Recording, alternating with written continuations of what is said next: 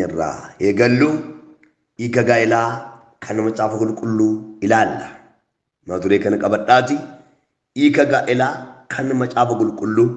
Egaa gaa'elaa akkatti kan qabu warroonni ergaa macaafichaa kan of keessaa hin qabne, warroonni akkatti yaada waaqayyoo kanatti hin jiraanne gaa'ela akkatti kan qabu.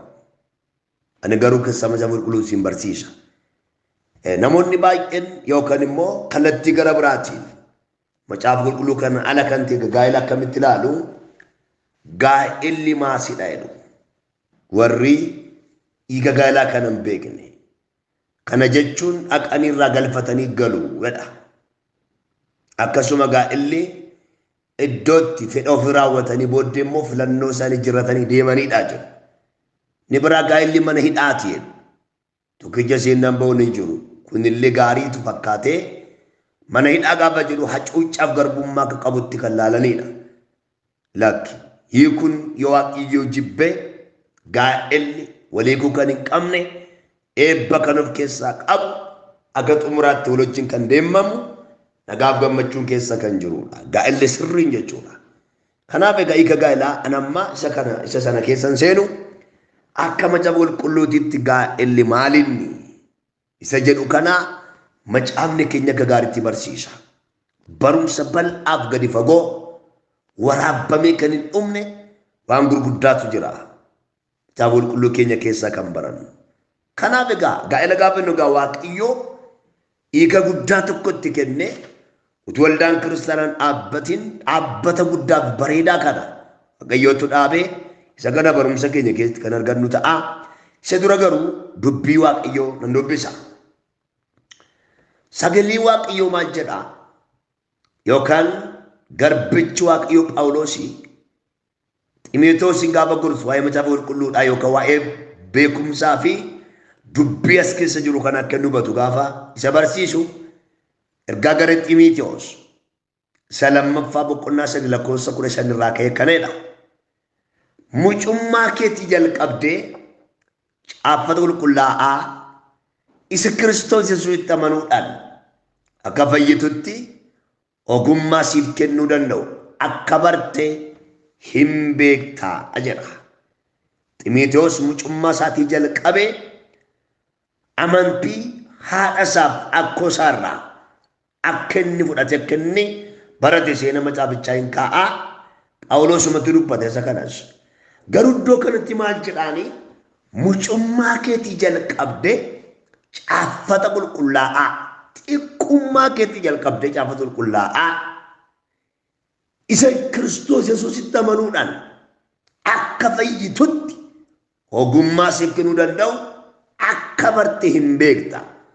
Akka fayyitutti ogummaa kan ittiin darbitu, kan ittiin tarkaanfatu, kan ittiin ceetu kan akka argatte hin beekta. Ajaneetu caaffanni qulqullaa'an hundinuu geggeessaa hafuura waaqayyootiin caafame. Caaffanni qulqullaa'an hundinuu geggeessaa hafuura waaqayyootiin caafame. Inni caafame kun immoo barsiisuuf, balleessa hubachiisuuf, qajeelchuuf, qajeelummaatti leenjisuudhaaf dhimma hin baasaa jedhaan. Tokko hin barsiisaa. Beekumsa kennaa. Namni immoo kan inni badu beekumsa dhabuurraa ka'eeti.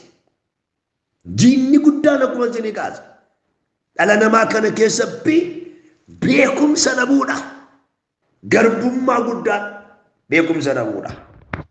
Gooftaan keenya Yesuus Kiristoos dhugicha hin hubattu, inni immoo birmaduu sin baasaa jedhe.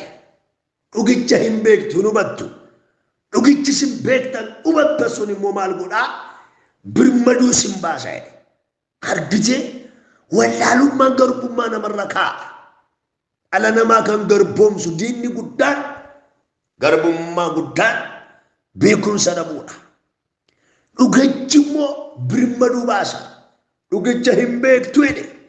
Inni beektan dhugicha sun immoo maal godhaa? Birmaduu sin baasaa. Dhiigee gad lakkisaa. Hidhee kan beeksisa jireenya namaa beekumsa dhabuudha. Ajoojjee kan beeksise. Oromoon gaafa mammaa gumaadha.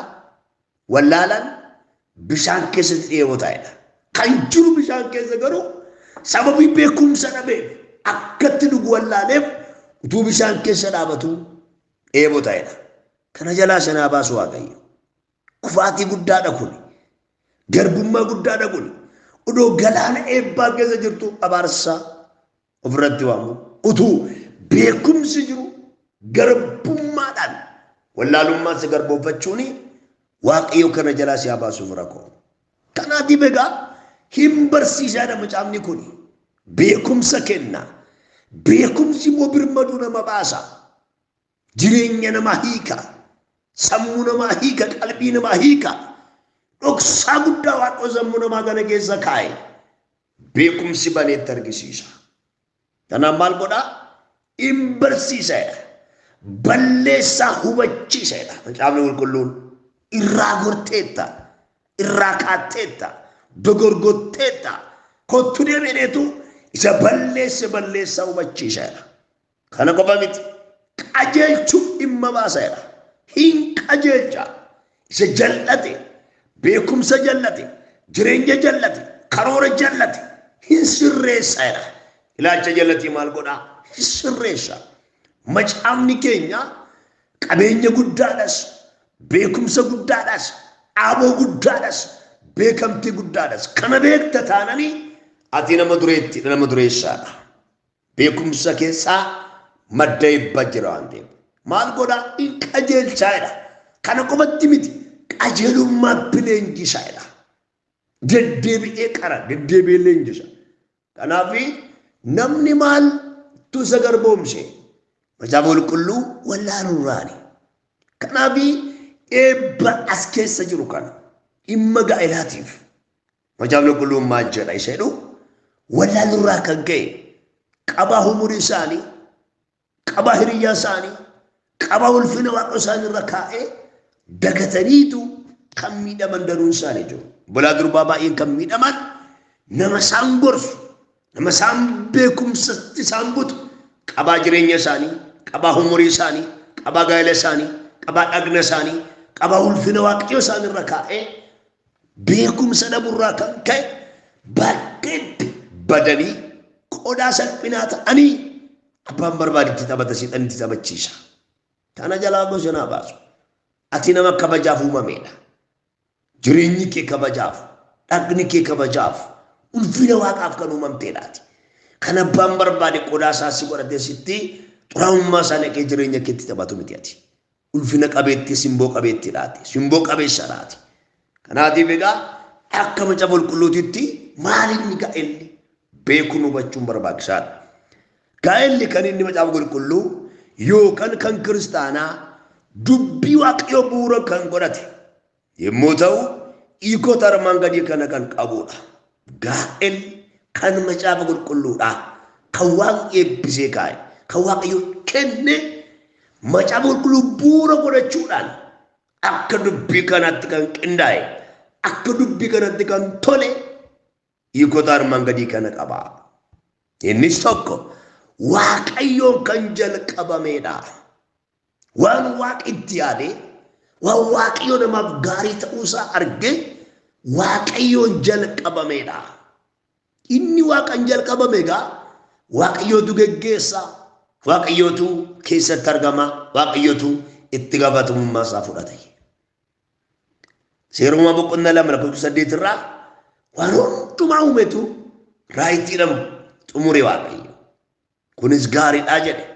Laftis gaariidha, qilleensi kun gaarii, galaanni gaarii, samiin kun gaarii, bineensoti hundi isaanii gaarii ta'uusaa argeedha. Namticha bira ga'ee garuu Addaamiin bira ga'ee hirina isaa arge Waaqayyo. Namni kun kophaa jiraachuun gaarii miti jedhe. Namni kophaa jiraachuun maal miti? Gaarii miti. Iddoo kanatti Addaam ofiidhaa barbaade hiyyatee yooma garaa isaa keessa gaaffii wayii jiraate iyyuu hin dubbanne. Naaf dhaabi kophaa maamna goota hin jenne. Waaqni garuu ilaalee kan isaaf gaarii ta'e, kan isaaf gaarii hin ta'in arge adda baasaadha. Beekadha waan ta'eef Waaqayyo namni kophaa jiraachuun gaarii miti. Kanaafuu maal gochuun irra ta'a? Kan isaaf taatu, kan isa gargaartu, kan akka isaatii kan inni jaallatu isaaf nan tolcheedha. Nanuma isaa fedheedha. Kana booddee waaqayyo namticha hirriba guddaa raffisee dhagaa. Hirriba guddaa raffisee boqonnaa 2:8 irraa gaafa turte ilaaltanii qaddooti ganaa raawwate waaqayyo. Tumtutti nagaamin Addaamiin maal godhe hirriba guddaa raffise. Yesuus Kiristoos gooftaadha. Kutaa kana akka isin hubattaniif itti dhibeessi ni dubbisa. Yeroo boqonnaa 2:18 irraa akkana jedha. Ergasii waaqayyo gooftaan namichi kophaa isaa ta'uun gaarii miti. Kan akka isaatii kan isa gargaartu ani isaaf nan tolcha jedhedha. Kophaa isaa ta'uun gaarii miti. Kan inni gaarii ta'u kan akka isaatii yoo argate kan isaaf taatu kan isa gargaartu yoo argate gaariif guutuu ta'a. Kan ammaa lan godharee kan akka isaatii kan isaaf taatu isaaf nan tolcha jedhedha. Waaqayyo gooftaan biyyoorraa bineensa hundumaaf warra qilleensa keessa balan hundumaafis bifa tolchee maal jedhee akka inni isaan waamu ilaaluudhaaf gara namichaatti isaan fideedha. Bineensota garagaraa kana biyyoorraa bineensa bakkee hundumaaf warra qilleensa keessa balan hundumaafis bifa tolchee maal jedhee akka inni isaan waamu ilaaluudhaaf gara namichaatti isaan fideedha.